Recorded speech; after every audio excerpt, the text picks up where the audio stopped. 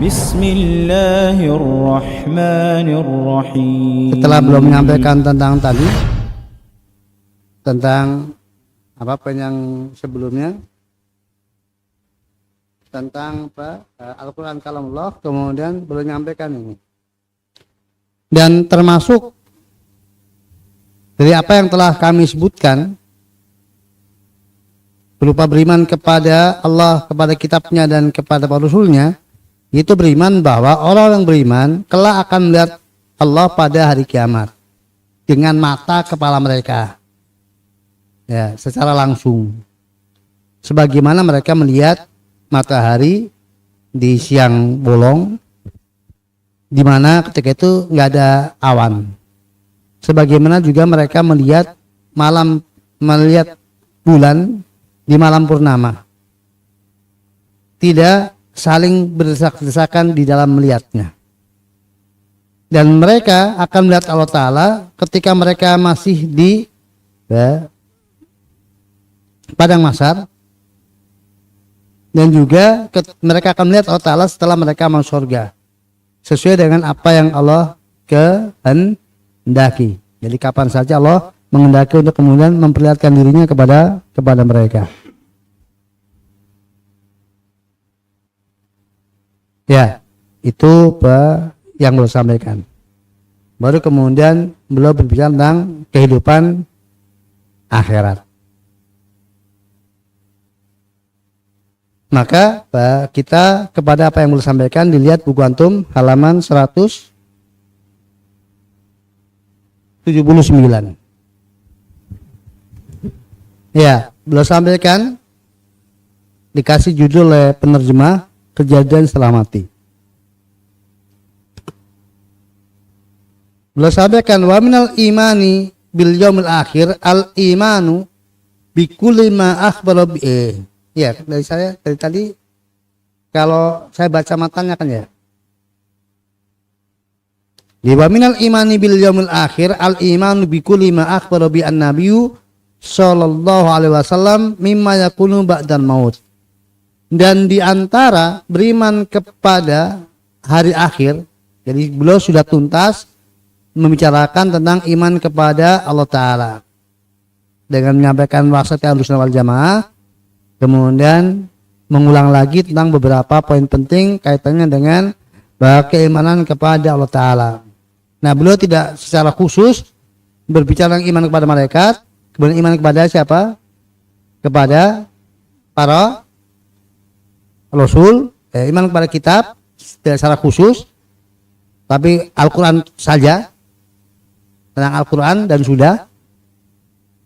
Kemudian beriman kepada para Rasul, beliau enggak secara khusus, tapi kewajiban membenarkan apa yang disampaikan Rasul. Kemudian beriman kepada hari akhir. Ya, ini yang belum detailkan. Jadi ada 3 yang enggak didetailkan: iman kepada malaikat, iman kepada kitab, iman kepada Rasul. Belum enggak bicarakan karena apa? Sedikit khilafnya. Jadi al-bidah secara umum dalam hal ini sama, kecuali dalam bidang Al-Quran, ya. Dan dalam bidang penetapan kenabian. Tapi secara umum tidak ada perbedaan. Nah, banyak terjadi perbedaan lagi dalam iman kepada hari akhir. Maka belum sampaikan lebih detail di sini. Ya. Nah, beriman kepada hari akhir secara definisi umum ini, yaitu beriman kepada setiap yang diberitakan oleh Nabi Sallallahu Alaihi Wasallam dari apa yang akan terjadi setelah kematian. Jadi apa saja kehidupan yang akan dialami oleh manusia setelah mati, itu namanya apa? Hari akhir. Mengimaninya dinamakan keimanan kepada hari akhir, yaitu beriman kepada semua informasi yang akan terjadi pada manusia setelah kematian mereka.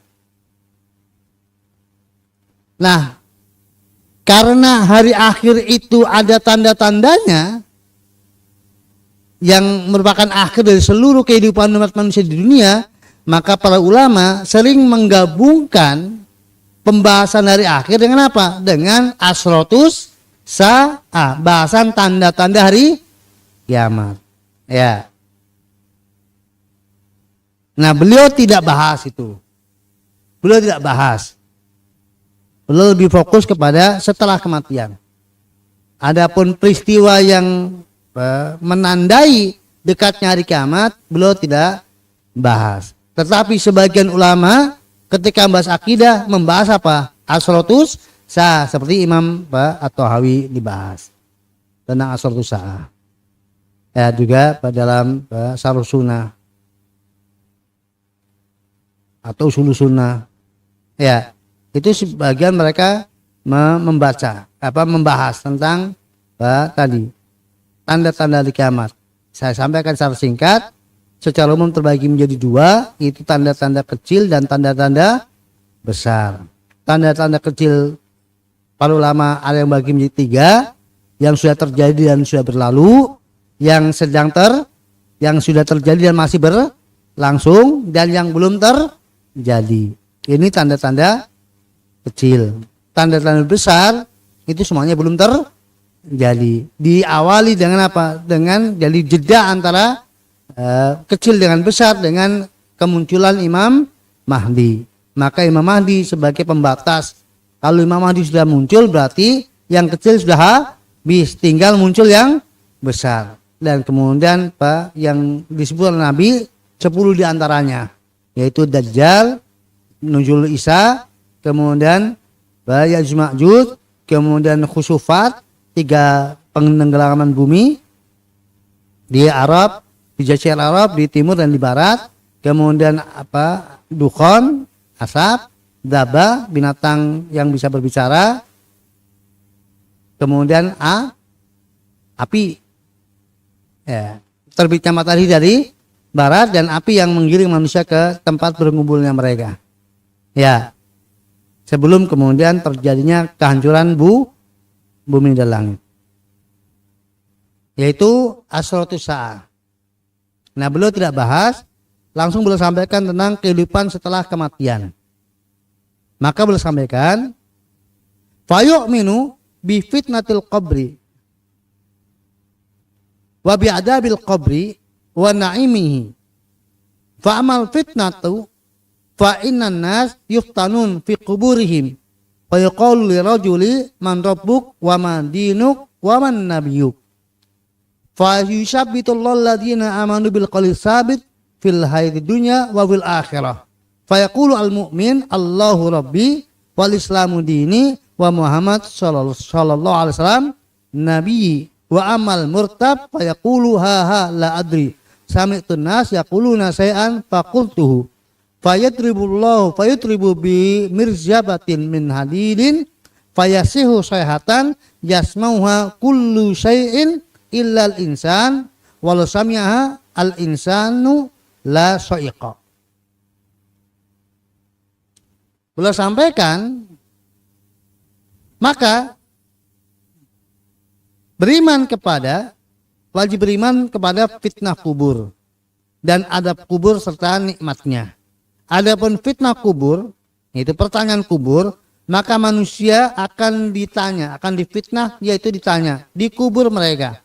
Akan ditanyakan kepadanya, siapa Tuhanmu, apa nabimu, dan siapa nabimu, dan apa agamamu, dan siapa nabimu. Lalu Allah akan mengokohkan orang-orang yang beriman dengan jawaban yang mantap.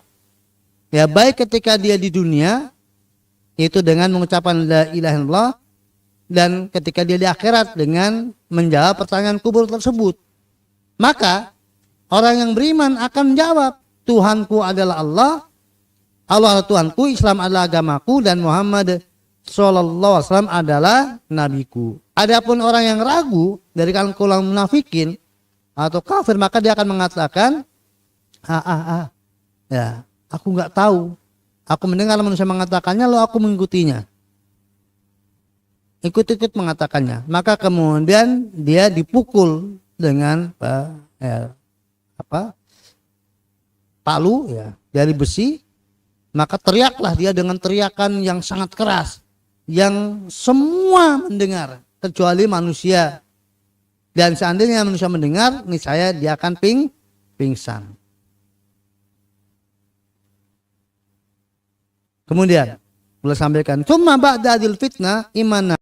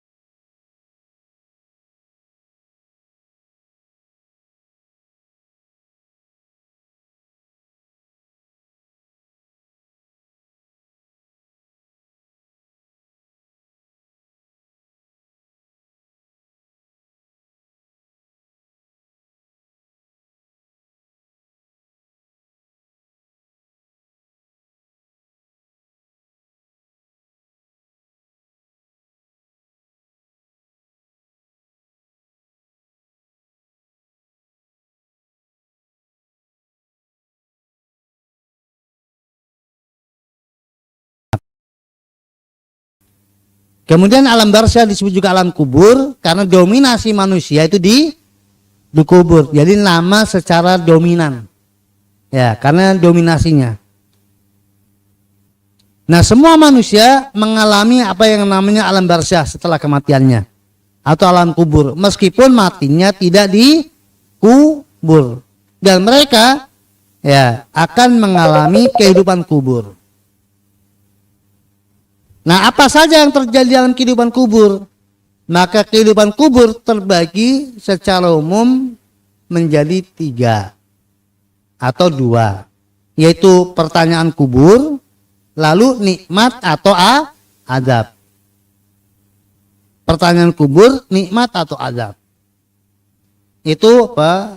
Alam kubur. Nah, pertanyaan kubur disebut dengan fitnah kubur.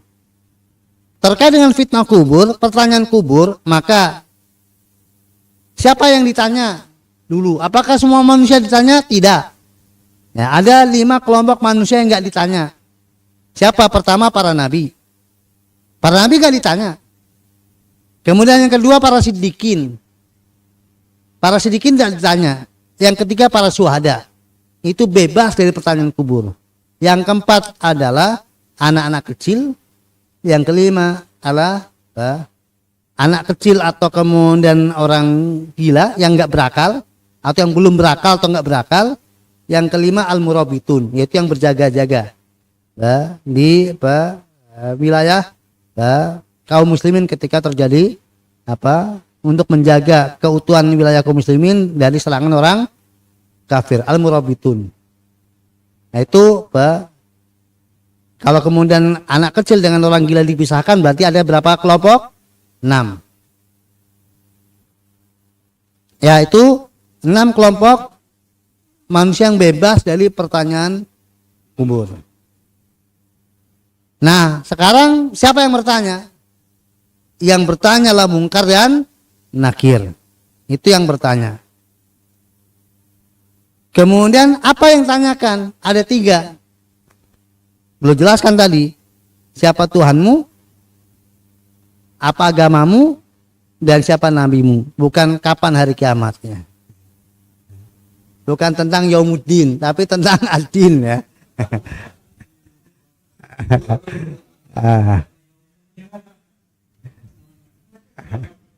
Ya.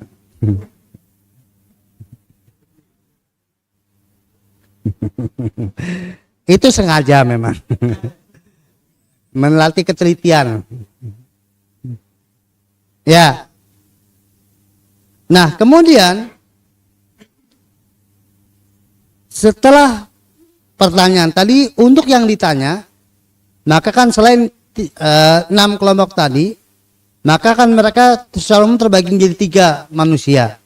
Ya, yaitu orang mukmin, kemudian orang munafik, dan orang kafir. Maka orang munafik dan orang kafir ini satu kolam, sama-sama orang kafir. Mereka nggak akan bisa menjawab. Kemudian orang mukmin, maka kalau orang mukmin diberi kemampuan menjawab. Nah, yang saya sampai hari ini belum juga mengetahui secara pastinya bagaimana ahli maksiat dari kaum munafik, kaum mukminin. Ya, mereka itu masuk ke kelompok munafikin atau masuk ke kelompok mukminin. Mengapa? Karena pada kenyataannya setelah pertanyaan ada orang-orang mukmin yang disiksa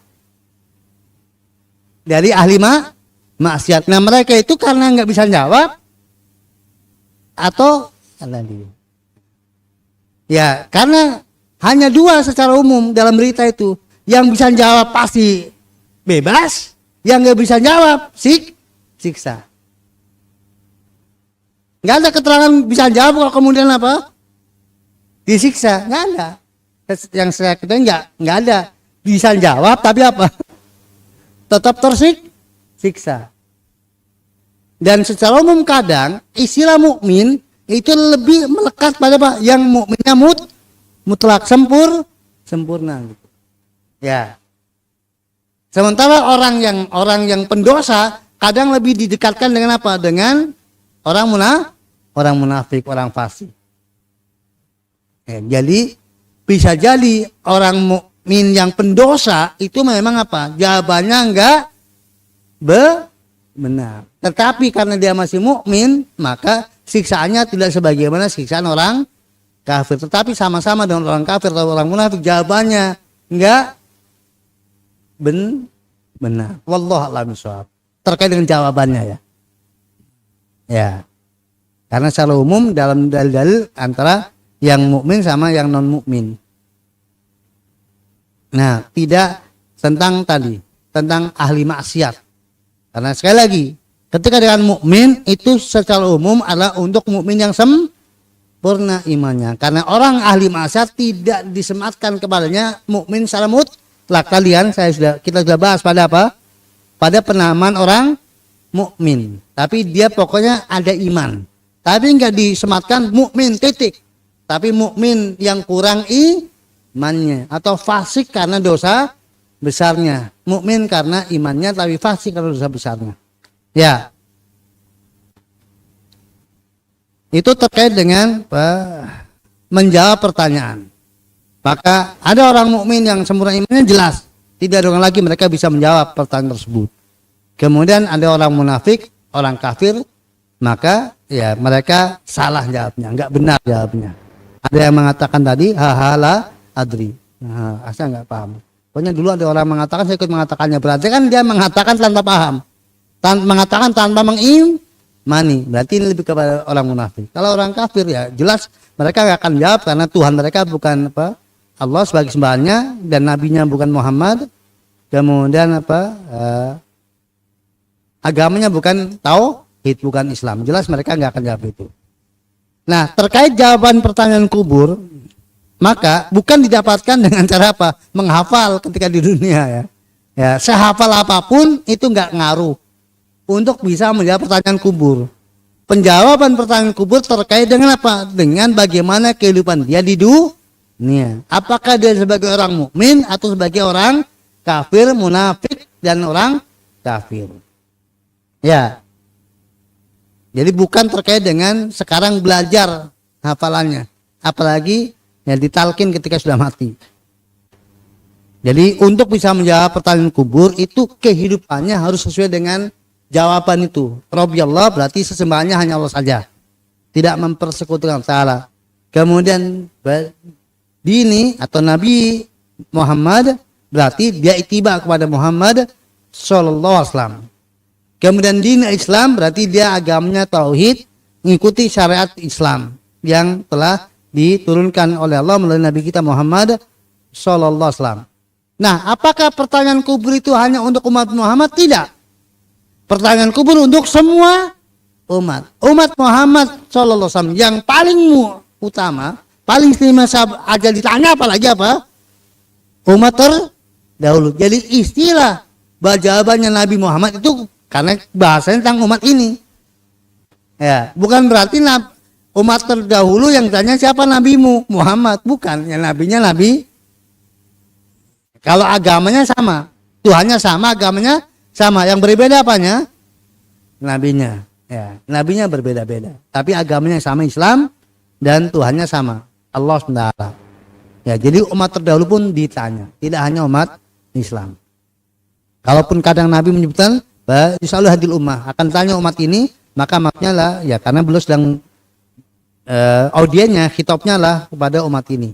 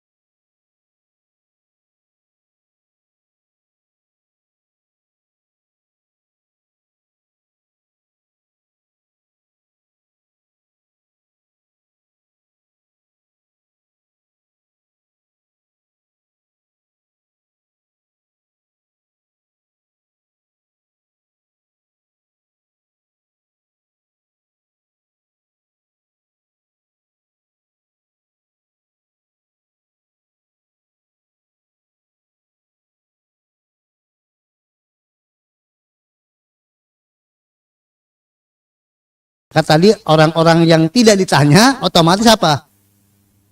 Ya, sempurna imannya. Nggak ada siksaan bagi mereka yang tidak ditanya.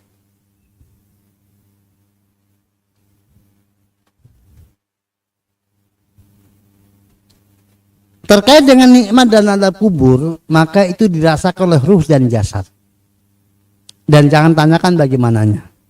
Yang jelas secara jasad mereka itu merasakan kenikmatan, dan secara ruh jiwa mereka nikmat. Ya, seperti ya ketika kemudian kita hidup di dunia, maka ketika jasad kita sehat, kemudian jiwa kita nikmat, ya berarti nikmat jasad, nikmat ruh. Kadang jasadnya sakit, ruhnya nikmat. Kadang jasadnya sehat, ruhnya sakit, menderita. Segal-bugal tapi stres gitu. Ya, kadang dia sakit, tergeletak tapi tetap berbunga-bunga.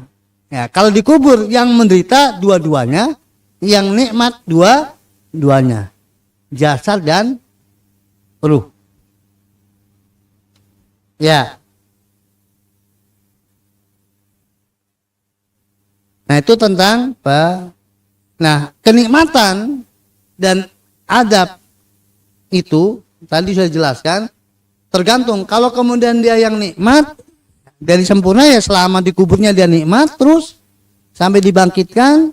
Kemudian kalau yang dia kafir maka siksa terus sampai dibangkitkan, dan bagi yang sementara ya kemudian diberikan hukuman. Nah, setelah itu apakah kemudian kenikmatan atau kemudian mereka tidak nikmat dan juga tidak tidak tersiksa, itu wallahu a'lam bishawab. Tentang mereka yang yang disiksanya sementara.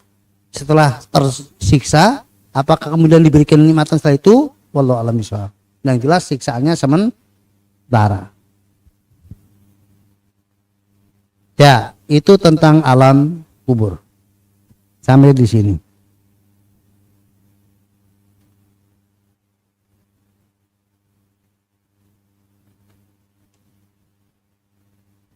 Ya, silakan.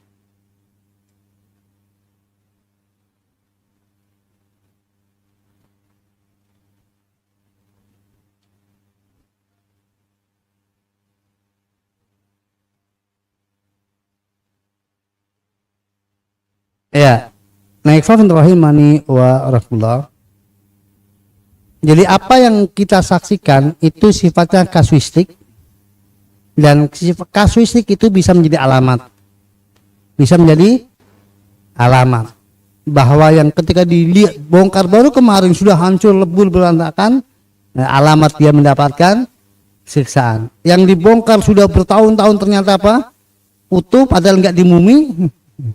Nah, itu alamat. Jadi itu sekedar alamat. Kita enggak bisa memastikan, tapi alamat. Tetapi yang jelas terkadang kalau menampakkan ada kubur, sampai ada mencolot dan kemudian bahan ini keluar dari itu, ada disampaikan oleh para ulama tentang hal itu. Ya. Jadi tapi tidak setiap, ada sebagian kasus. Ya, kalau setiap itu nikmat kemudian pasti atas siksa atau nikmat. Wallahu a'lam bishawab. Ya.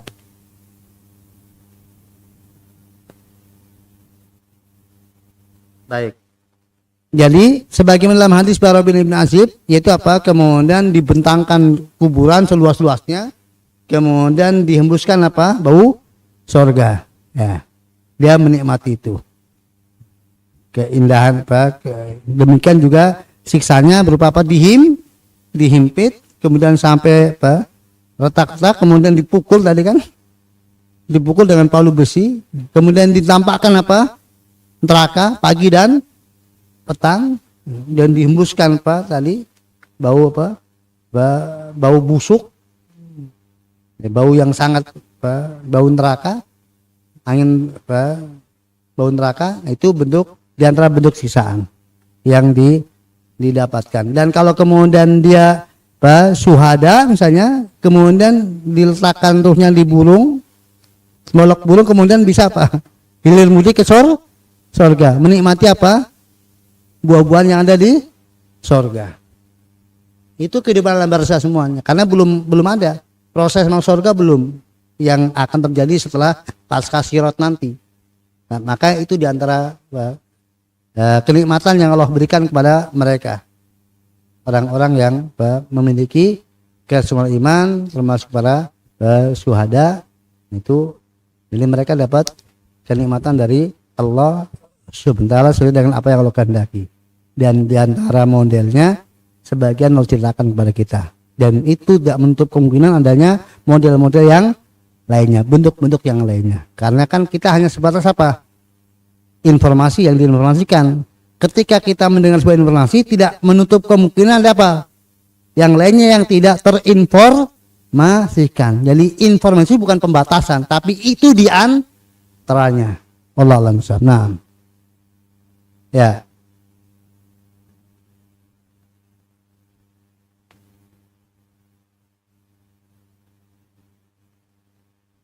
Ya. Sholat. Nah. Ya.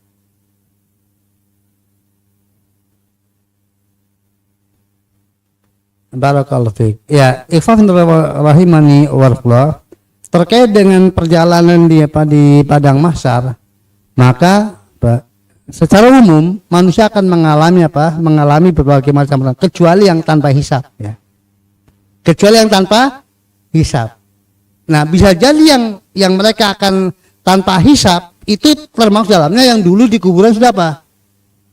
Sudah jawab dengan sukses. Yang enggak ditanya, yang dikubur enggak ditanya, ya. Di sini enggak ada pertanyaan lagi. Karena mereka masuk surga tanpa hisab. Kemudian yang sudah diberikan kenikmatan oleh Allah untuk kemudian tanpa hisab. Atau dulu ketika dikubur sudah menjawab dengan mantap, kemudian sudah di sini sudah selesai ujian, ini nggak perlu ujian lagi, dia apa pertanyaan lagi. Nah, itu semuanya lah al ilmu indallah. Tapi yang jelas ada pihak-pihak yang nanti nggak mengalami berbagai macam pertanyaan ketika apa tadi, karena tanpa ada hisab, mempertanggungjawabkan apa yang dulu diperbuat di dunia. Dan secara umum hisab itu adalah untuk yang pendosa. Karena ketika para ulama menyebutkan tentang tahqiq tauhid, yaitu yang ketika Nabi menyebutkan ada 70 dari umat ini yang mau surga tanpa hisab dan tanpa adab, mereka adalah pentahdir tauhid. Siapa mereka? Yaitu yang ketika meninggal dalam keadaan tidak syirik, tidak bidah dan tidak maksiat. Berarti kalau orang meninggal dalam keadaan tak berdosa, artinya sudah tuntas dosanya, mereka enggak mengalami apa yang namanya hisab. Berarti mereka langsung masuk surga, tidak ada pertanyaan, tidak ada. Dan hisab ada dua. Nanti sebagaimana kita akan dapatkan yang berupa art, yaitu diperlihatkan bukunya, catatannya, lalu diakukan, ngaku semuanya, sudah Allah maafkan semuanya. Dan itu tentang dosa-dosa, karena yang diakukan tentang dosa-dosa. Lebih pada dosa-dosa, dia merasa celaka, merasakan binasa, ternyata Allah ampuni. Cuma diperlihatkan saja, diakukan, sudah selesai, Allah ampuni. Nggak dihukum sama sekali. Allah langsung masukkan ke surga. Itu hisab yang mudah. Hisab yang berat adalah ditanya satu persatu. Diminta pertanggungjawaban. Mengapa melakukan demikian? Satu persatu, itu yang berat. Itu yang berat. Dan itu siksaan tersendiri.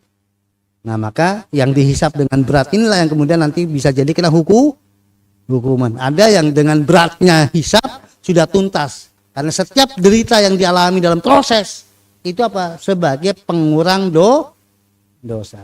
Ya. Ada yang lain? Nih, monggo.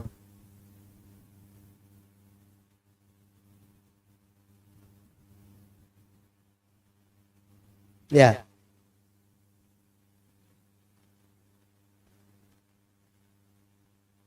Tuntas.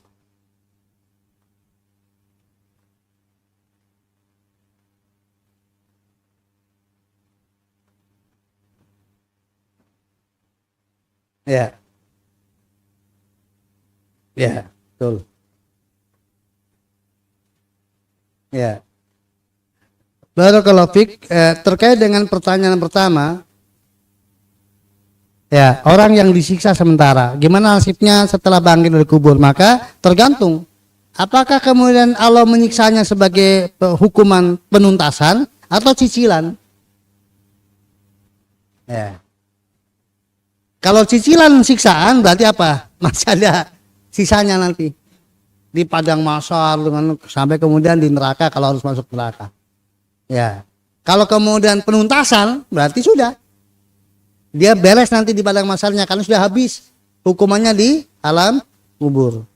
Itu semuanya al-ilmu indallah terkait dengan pribadi masing-masing tadi dari ahli maksiat dari kalangan kaum mukminin. Kemudian terkait dengan orang gila, wallahu alam gimana nasibnya ketika mereka tidak ditanya. Untuk yang tidak ditanya, apakah kenikmatan atau siksa? Ya, wallahu ya. Bisa jadi bisa jadi mereka enggak tersiksa dan enggak menderita. Karena siksa dan enggak tersiksa dan enggak nikmat. Karena nikmat dan siksa kaitannya dengan apa? Jawaban pertanyaan. Dan mereka tidak ditanya bukan karena mereka istimewa. Karena apa? Karena dulu bebas taklif ya. Karena dulu di dunia bukan termasuk orang yang kenapa? Kena beban taklif syariat. Beda sama yang Nabi, Sidikin, Syuhada, kemudian Murabitun. Nah itu apa? Itu karena apa? Keistimewaan amalnya ketika di dunia. Ya, maka mereka jelas nikmat. Nah untuk yang ini, para bayi dan kemudian orang gila, wallahu a'lam bishawab apa yang mereka alami ketika di alam kubur. Ya, sudah ya berarti ya. Ya, yang lain silakan.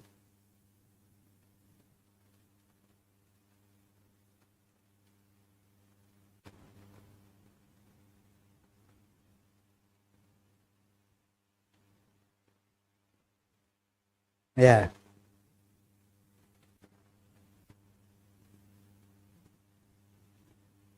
Ya.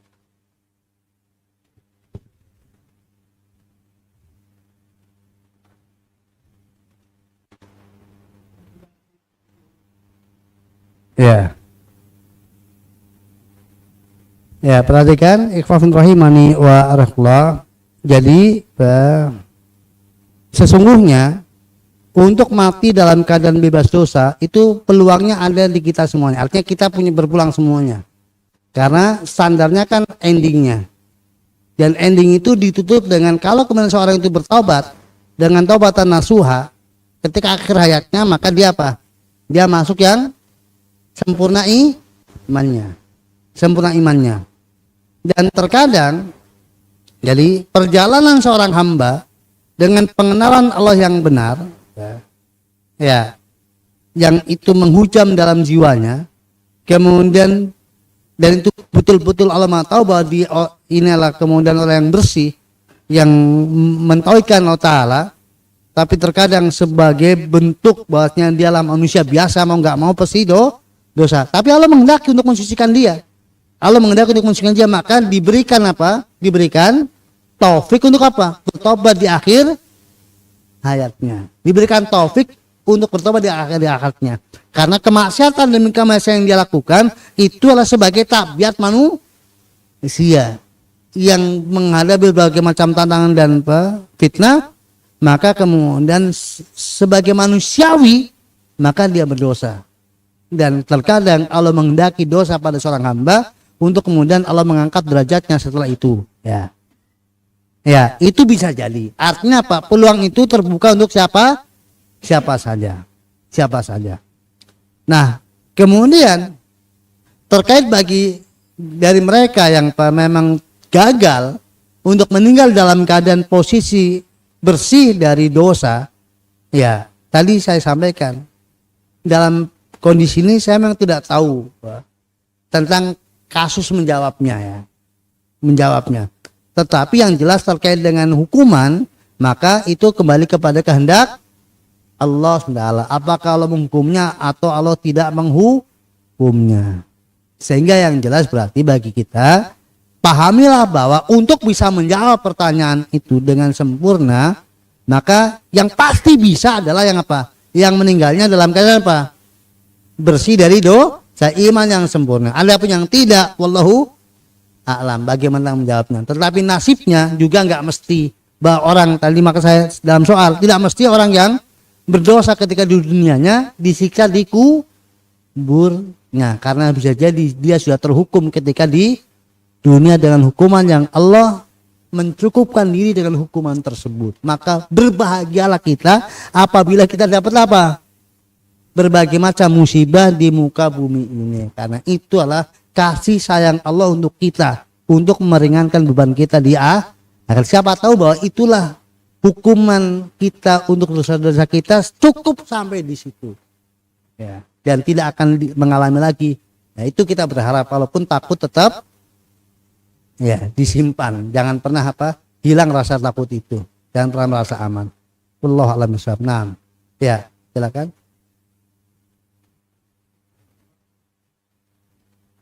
Oh ya, terkait dengan yang orang gila ya, yang jadi karena adanya hadis Nabi SAW bahwa murabitun, jadi berjaga-jaga itu aman dari fitnah. Maka dalam penjelasan saya Muhammad bin Shalih Al-Utsaimin, maka termasuk di dalamnya yang dimaksudlah tadi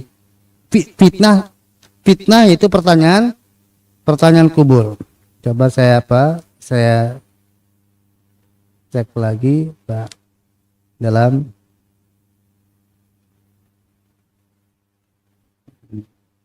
enggak.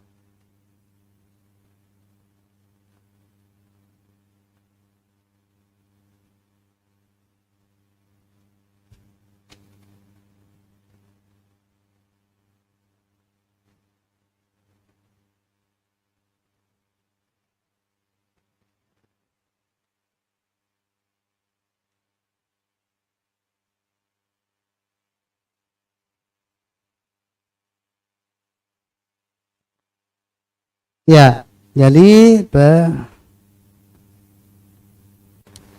sampaikan di sini. Ya, boleh sampaikan al-murabitun ya.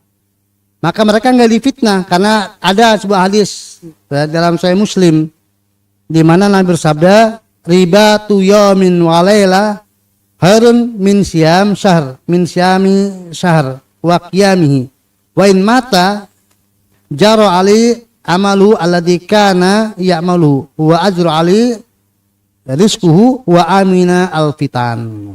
Ini hadisnya. Hadis riwayat Muslim. Jadi, maka belum masukkan al-murabbitun dalam kelompok yang tidak masuk dalam fitnah. Tidak ditanya. Adapun murabbit, jadi beliau sampaikan ada orang-orang yang murabbitun, mereka enggak ditanya karena ada hadis Muslim, Rasul bersabda, berjaga-jaga ya, sehari dan semalam itu lebih baik daripada puasa sebulan dan sholat selama sebulan malam. Ya. Setiap malam selama sebulan. Dan apabila dia mati, ya maka berjalan padanya amalnya yang dia beramal dengannya. Dan akan berjalan pula kepadanya rizkinya. Dan dia akan aman dari fitnah. Kata-kata dia akan aman dari fitnah, bebas fitnah, belum masukkan kan tidak mata apabila dia telah mati. Berarti belum bawakan kepada makna itu bebas dari pertanyaan kubur. Al-murabitun tadi yang berjaga-jaga, menjaga wilayah kaum muslimin. Jadi yang dia ditugaskan oleh negara untuk menjaga keutuhan wilayah kaum muslimin. Dalam hadis Nabi sehari semalam berjaga itu nilainya sama dengan apa? Karena manfaatnya bagi kaum muslimin secara seluruhan, seluruh negara itu menikmati dengan sebab dia kenikmatan, keamanan. Kita tidur nyenyak, dia apa? Dia melek gitu. Untuk kita semua. Ya, wallahu a'lam.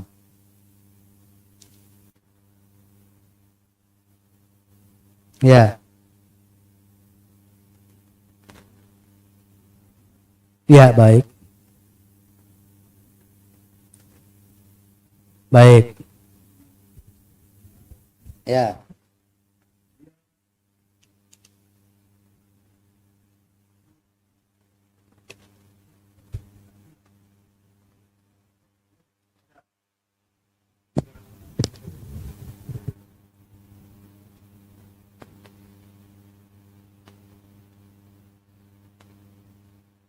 Ya, barakallahu fiik. Jadi untuk yang orang gila tadi, maka kalau dia gila permanen, artinya sepanjang hayatnya dia nggak mengenal syariat, nggak pernah waras.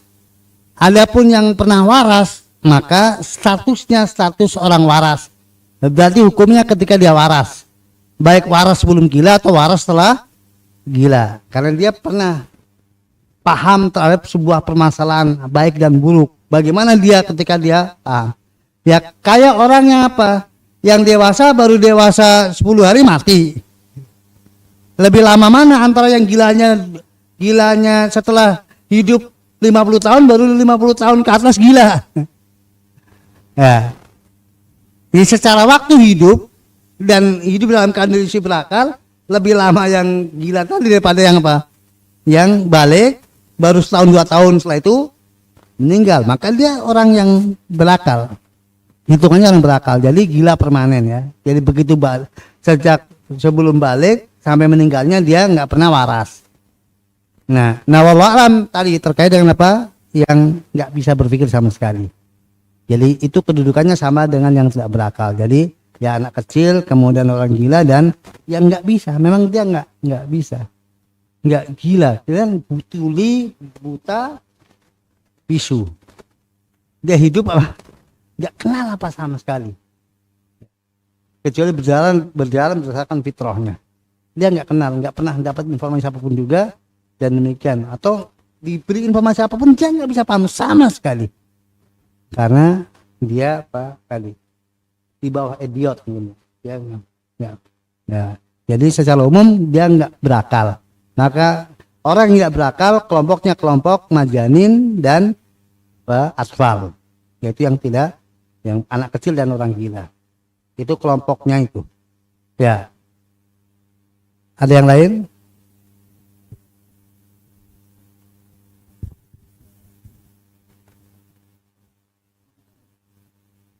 Ya.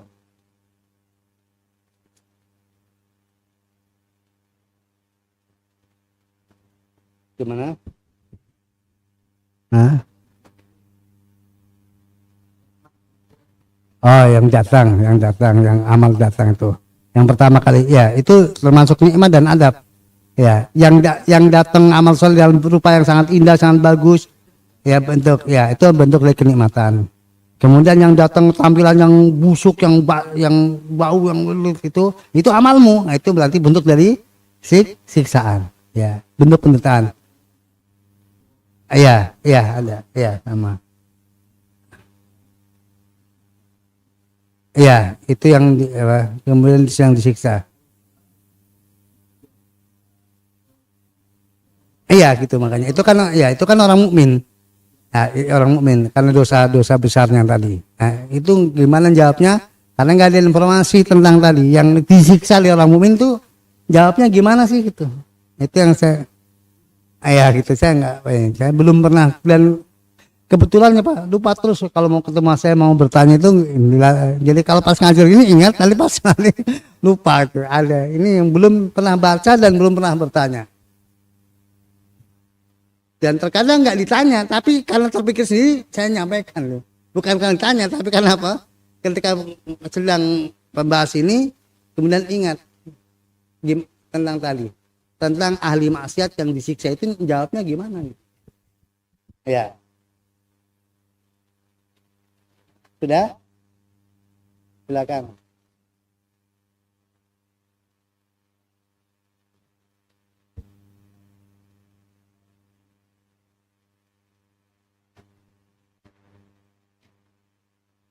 Ya, betul.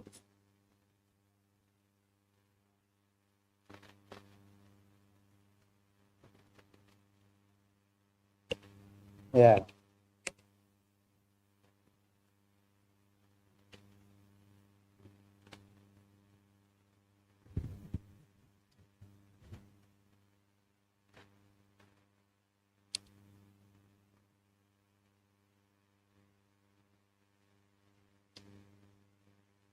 ya. Barakallahu fiik. Jadi doa saudara kita lah syafaat untuk kita. Doa saudara kita syafaat untuk kita. Maka semakin banyak yang mendoakan, maka itu sebabnya semakin besar ya. Merupakan sebab terkabul semakin besar. Walaupun kembali bahwa akhirnya dikabulkan atau tidak itu kembali kepada Allah SWT. Tetapi secara asbab itu semakin besar karena kalau kemudian dari sekian banyak orang kemudian banyak yang tulus dengan tulus hati dan dia betul-betul merasa butuh kepada Allah agar saudaranya ini kemudian diringankan, diberikan kekuatan menjawab dan diampuni, maka ya Allah kabulkan jadi sebab untuk kemudian dia terbebas. Maka pergaulan ya dan semakin banyak berteman dengan orang baik itu bermanfaat bagi kita untuk kehidupan akhirat kita. Termasuk taruhlah akhirnya sudah sampai neraka pun apa? Teman-teman yang baik ini bermanfaat karena apa? Nanti akan tadi tanya sibuknya di sana mana teman saya kok nggak kelihatan nggak ada di surga. Ya coba lihat di neraka jangan di sana. Oh iya ya ajukan syafaat. Maka segera keluar dari neraka. Itu pengaruh temannya. Usaha teman itu teman baik itu nggak hanya di dunia nanti di akhirat pun apa? Akan ingat dan akan persahabatan itu sehingga berusaha untuk kemudian menyelamatkan dengan menjadi mengajukan syafaat kepada Allah Ta'ala atas izin Allah Subhanahu wa Ta'ala. Maka tadi doa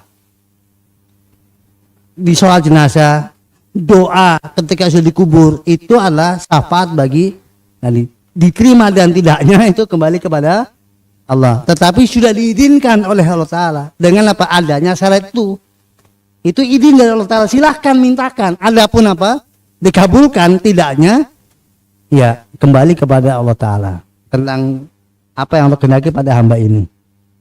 Wallahu a'lam bishawab. Nah, ya cukup. Mau dibahas? Silakan.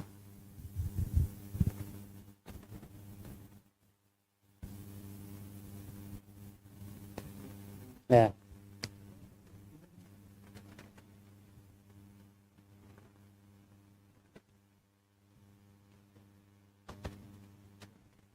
Ya.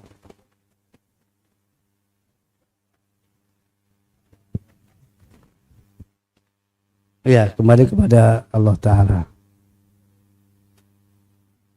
Ya, yang bermanfaat ya. Ya.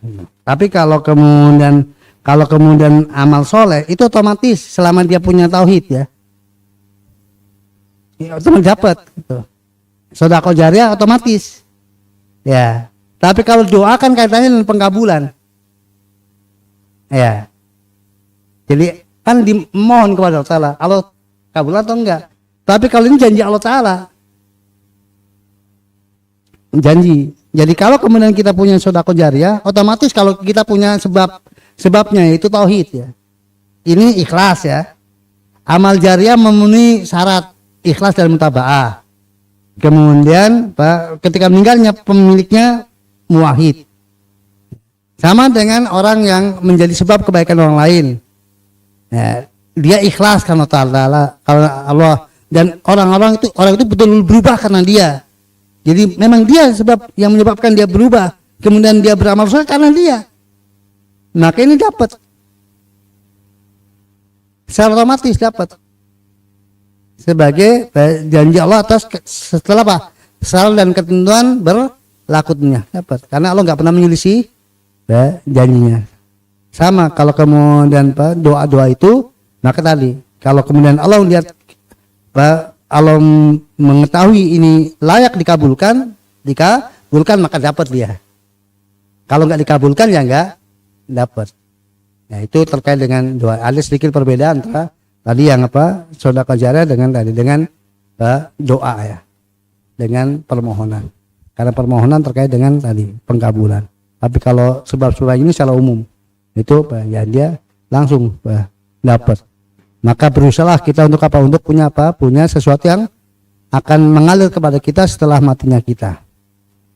Allah alam bisawab. Silakan.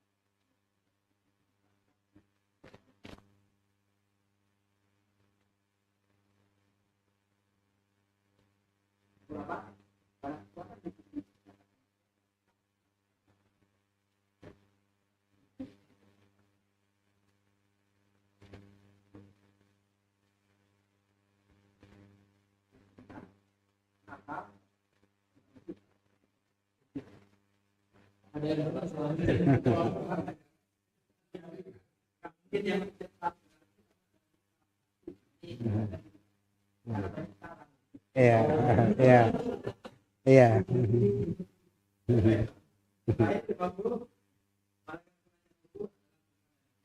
Iya.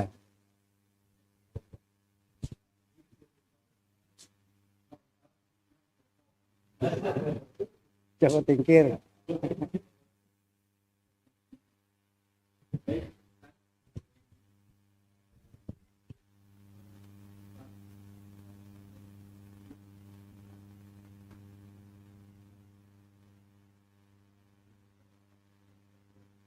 Ya, silakan. Mau tes dulu? Tes dulu. Ya. Ya. Tes dulu. Masih ada waktu tes dulu. Hah? Ya, kalau urutan mu'alif, ya, urutan mu'alif ya. Kita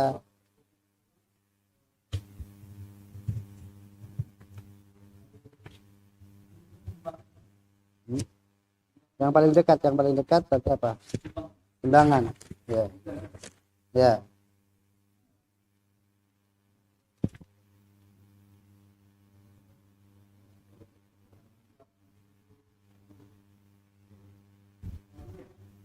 Ya, soal dulu.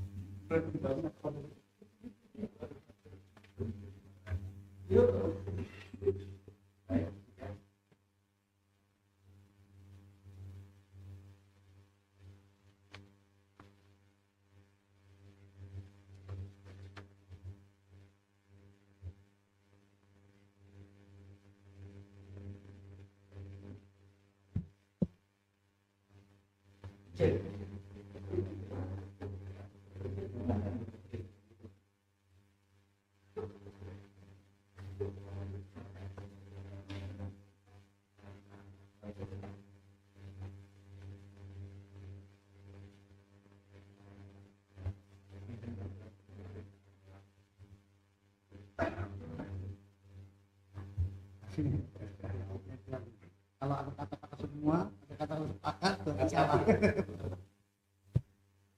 Itu ini ya. Tujuannya ya setia semua.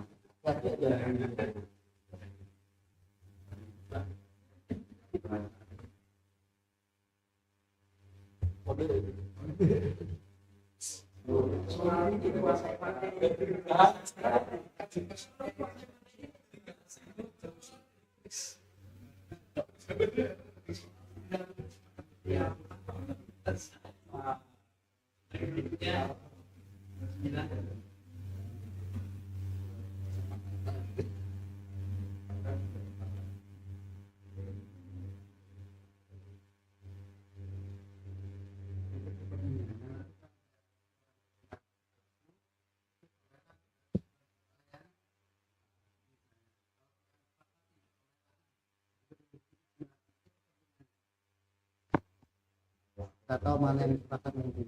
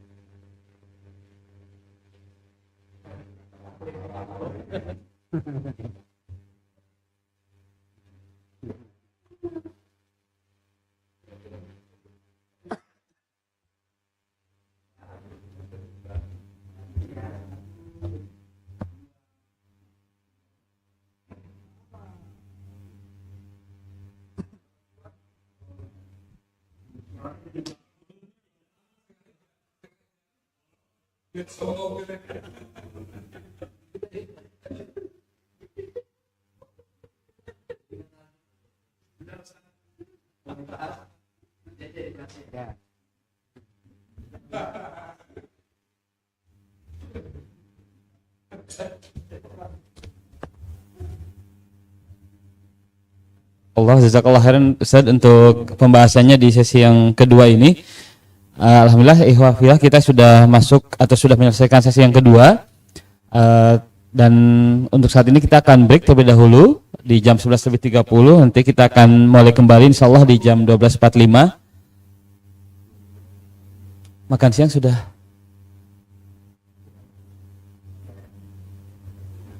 Jika mengacu ke waktu azan ini sekitar 20 menit lagi ya untuk waktu azan.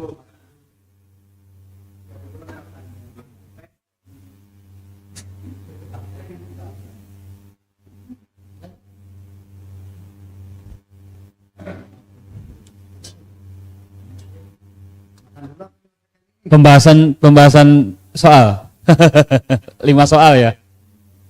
Pembahasan soal dulu mungkin ya. Nah.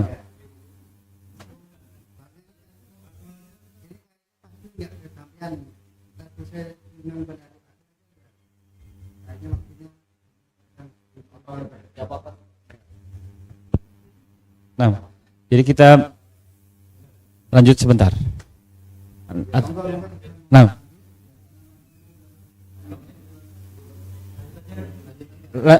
Ke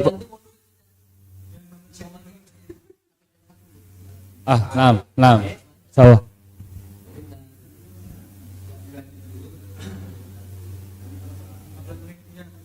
Pembahasan soal atau ke materi? Nah. Pada Ustaz.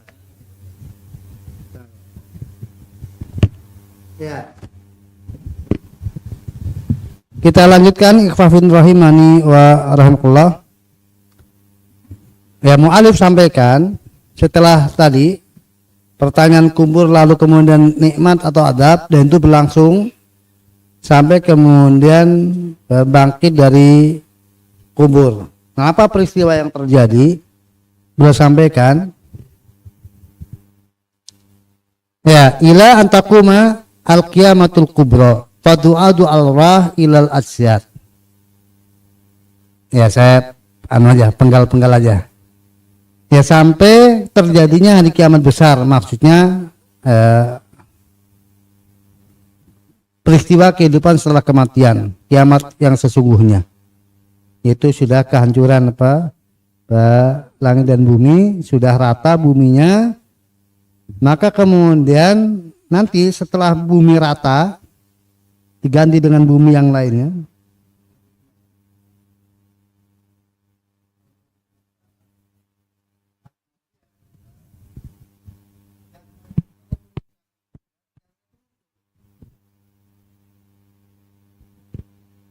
Jasad itu keluar dari dalam kubur semuanya tanpa ruh. Ya, kemudian Israfil meniup sangkakala, dan ruh itu berada di dalam sangkakala. Ditiup, kemudian ruhnya bergerak menuju jasadnya masing-masing. Ya, maka dikembalikanlah ruh ke jasad. Dikembalikanlah ruh kepada jasad. Nah, kapan proses keluarnya ruh dari jasad? Wallahu alam. Apakah kemudian ketika Allah hendak menghancurkan bumi ini, atau kemudian itu wallahu alam kapan? Kan tadi dirasakan oleh ruh dan jasad. Nah, kapan prosesnya? Wallahu alam bishawab, itu ilmu indallah taala. Ya. Yang jelas ketika dibangkit itu tanpa ruh. Kemudian berdiri kayak kayu mati itu. Ya. Kemudian mereka ruhnya dibangkitkan. Fataqumu al-qiyamah allati akhbara biha fi kitabi wa ala lisan rasuli wa ajma' alai al-muslimun. Maka terjadilah hari kiamat sebagaimana yang Allah beritakan dalam kitabnya dan melalui lisan Rasulnya sallallahu alaihi wasallam, dan telah disepakati oleh kaum muslimin. Maka fayaqumun nas min kuburim li rabbil alamin. Maka kemudian manusia bangkit dari kubur mereka menuju ke Rabb mereka, menghadap ke mereka di padang mahsyar. Mereka semuanya menuju ke padang mahsyar dalam keadaan apa? Hufatan, tak bersendal, tak beralas kaki, uratan, tak berpakaian, gurlan, tak bersunat. Ya, seperti ketika kemudian mereka dilahirkan oleh ibunya. Jadi telanjang bulat, tidak beralas kaki, dan belum bersunat. Kemudian beliau sampaikan, watatnu minhum asyamsu wa yuljimu al-araq. Maka kemudian matahari didekatkan kepada mereka hanya sejarak 1 mil saja atau 2 mil. Kemudian mereka terikat, terkepung oleh apa? Oleh keringat mereka. Jadi mereka akan mengeluarkan keringat sesuai dengan dosa-dosa mereka, amal mereka. Semakin banyak dosanya, semakin apa? Deras keringat yang mengucur dan membanjirinya. Nah, ada yang tidak kena terik matahari, siapa? Di antara sab'atun yudilluhumullah yaumadilla illa dillu. Itu 7 golongan di antaranya. Itu bukan pembatasan. Ingat, kalau di dalam dalil Al-Quran atau hadis disebutkan jumlah bilangan, itu bukan apa?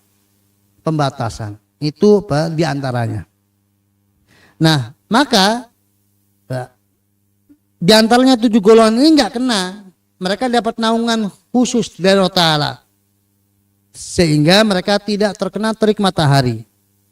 Nah, yang terkena terik matahari, maka mereka akan berkeringat, dan cucuran keringat yang menyucurnya itu akan membanjiri mereka. Banjirnya sesuai dengan kadar dosanya. Maka ada yang cuma semata kakinya, ada yang sebetisnya, selututnya, sepahanya, sepinggangnya, seperutnya, sampai kemudian ada yang yulsum alim. Jadi sampai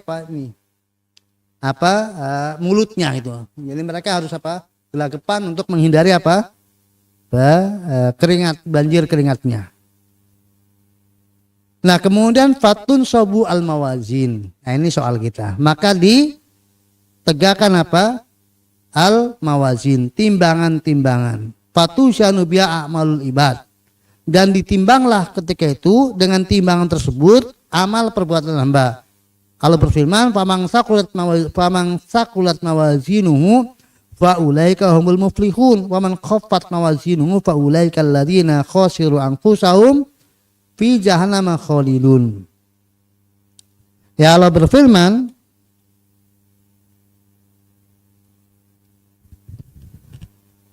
barang siapa yang berat timbangan kebaikannya, maka mereka itulah yang orang-orang yang beruntung. Dan barang siapa yang ringan timbangan kebaikannya, maka mereka itulah orang-orang yang merugikan dirinya sendiri.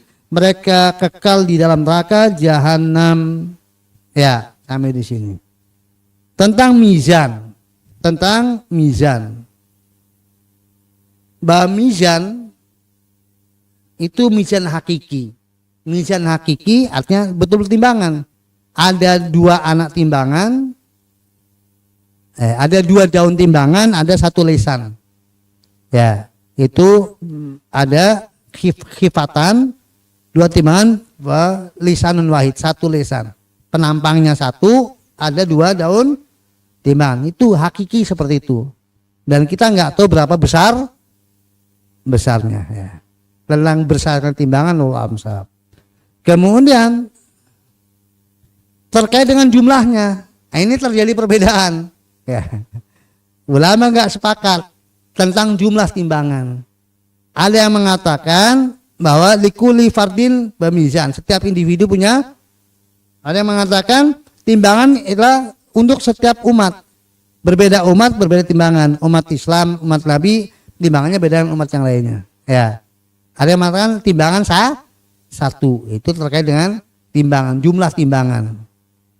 Nah, perbedaan tersebut itu didasari karena dalil kadang menyebutkan 1, tapi dalil kadang menyebutkan banyak.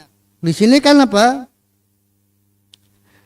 famang sakulat mawazinu, timbangan-timbangannya. Maka bagi mereka yang berpendapat timbangan itu satu, mawazin, timbangan maksudnya yang ditimbang. Jadi bukan timbangan yang banyak, tapi itu tentang yang ditimbangnya yang banyak. Kalau timbangannya cuma satu, itu mereka yang berpendapat timbangan satu, maka memaknai kata mawazin, timbangan itu maksudnya objek yang ditimbang. Ya. Jadi intinya ini khilaf. Dan itu khilafnya antar sesama ahlu sunnah. Ada perbedaan dengan al bidah pada sisi mereka nggak beriman kalau ada timbangan hakiki. Mereka menyatakan timbangan maksudnya adalah apa? Penegakan keadilan. Karena amal itu sesuatu yang abstrak, bukan sesuatu yang konkret yang bisa ditimbang. Nah, itu paham Mu'tazilah dan Ahlul Kalam secara umum. Yang mereka tidak beriman kepada. Kalau Asy'ariyah secara umum itu beriman tentang informasi akhirat. Kalau Asy'ariyah yang kecuali yang terkait dengan apa? Dengan sifat-sifat Allah, dilihatnya Allah dan tapi mereka pun beriman Allah dilihat.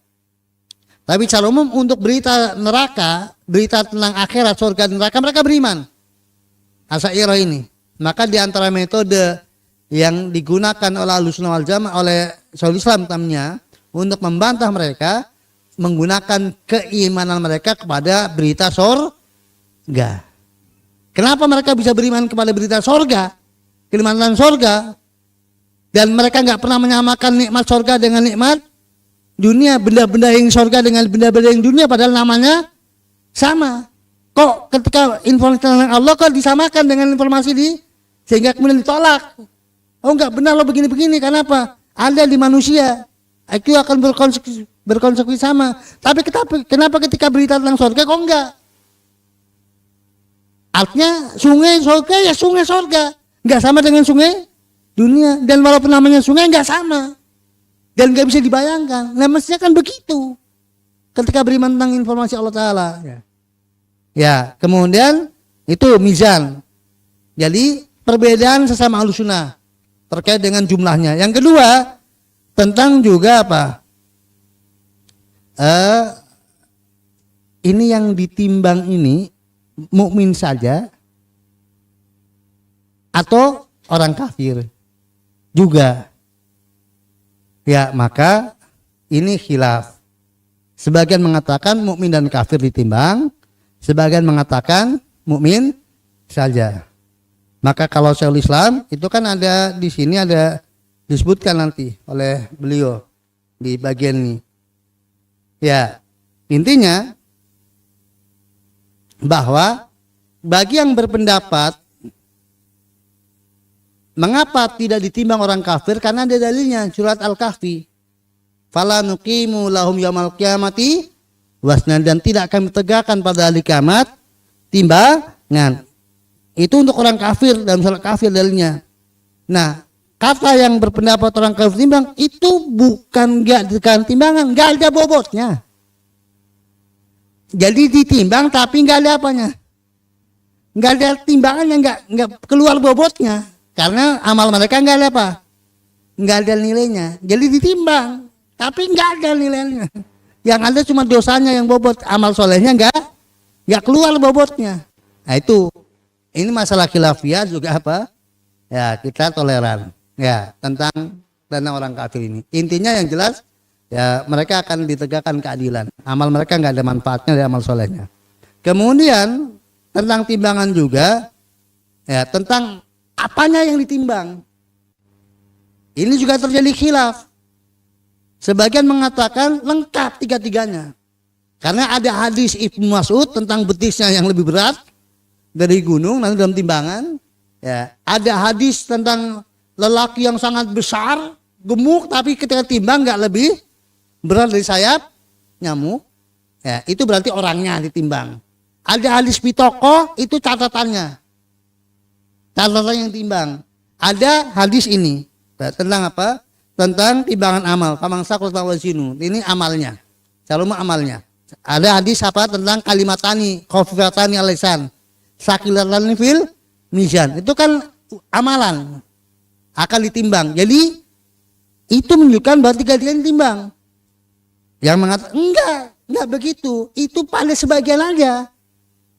secara umum yang ditimbang apanya? Amalnya. Adapun yang timbang kitabnya dan yang ditimbang orangnya itu pada sebagian sampel-sampelnya aja, tapi enggak semuanya. Itu masalah khilafiyah. Ya. Tapi yang jelas standar bobot pada apanya? Pada amalnya. Tentang keikhlasannya dan nyunah dan tidaknya itu di situ standar bobotnya. Kembali kepada kualitas amalnya. Bukan jumlahnya. Atau bukan orangnya, tapi kualitas amalnya. Tapi untuk siapa yang timbang, maka tadi ada yang berpendapat tiga-tiganya, ada yang berpendapat ya secara umum amalnya, nanti pada orang-orang tertentu bukunya, dan ada orang tertentu yang orangnya. Ya, sudah kayaknya terkait dengan timbangan. Berarti jawabannya sudah kelihatan. Ya, demikian ikhwafin rahimani wa al-akhwat terkait dengan mizan, timbangan di akhirat. Mana yang membedakan antara perbedaan di tengah-tengah Ahlussunnah sama perbedaan apa antara Ahlussunnah dan Ahlul Bid'ah. Dan maksud mu'alif di sini adalah untuk menetapkan bahwa Ahlussunnah beriman pertimbangan hakiki, berbeda dengan Ahlul Bid'ah yang mengingkari adanya timbangan hakiki. Itu bukan untuk mempermasalahkan perbedaan yang terjadi di antara Ahlussunnah. Demikian dari saya, kita tutup dulu. Untuk sesi yang kedua kita lanjutkan sesi yang ketiga setelah sholat duhur. Subhanakallahumma wa bihamdika asyhadu an la ilaha illa anta astaghfiruka wa atubu ilaik. Assalamualaikum warahmatullahi wabarakatuh. Waalaikumsalam warahmatullahi wabarakatuh. Bismillahirrahmanirrahim.